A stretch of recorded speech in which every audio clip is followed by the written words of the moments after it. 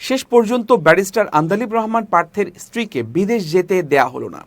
বিরামহীন প্রচেষ্টার পর বলা হয়েছে, এসবির অনুমতি ছাড়া কোনো অবস্থাতেই তাকে বিদেশ যেতে দেয়া যাবে না। সাবেক সংসদ সদস্য ও বাংলাদেশ জাতীয় পার্টির প্রধান আন্দালিব রহমান পার্থের স্ত্রী শেখ শাইরা শারমিন মঙ্গলবার দুপুরের ফ্লাইটে থাইল্যান্ডের উদ্দেশ্যে ইমিগ্রেশনে যাওয়ার পর তার গতিরোধ করা হয়। বলা হয়, আপনার বিদেশ যেতে এসবির ক্লিয়ারেন্স লাগবে।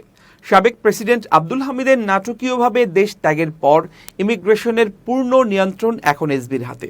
এ ব্যাপারে ব্যারিস্টার পার্থের সঙ্গে যোগাযোগ করা হলে তিনি জানান, তার স্ত্রী ও ছোট কন্যা মেডিকেল চেক আপের জন্য ব্যাংকক যাচ্ছিলেন। এসবি তাদের সিদ্ধান্ত জানানোর পর তারা বাড়িতে চলে এসেছে, তবে তাদের সঙ্গে কোনো খারাপ ব্যবহার করা হয়নি। এখন কি করবেন জানতে চাইলে পার্থ বলেন, আমি আইনের মানুষ, আইন আমার পেশা। যথাযথ অনুমতি নিয়েই আমার পরিবারের সদস্যরা ব্যাংকক যাবে। ধারণা করা হচ্ছে শেখ হেলালের কন্যা হওয়ার কারণেই শেখ শাইরার গতি রোধ করা হয়। শেখ হেলাল অনেক আগেই দেশ ছেড়েছেন।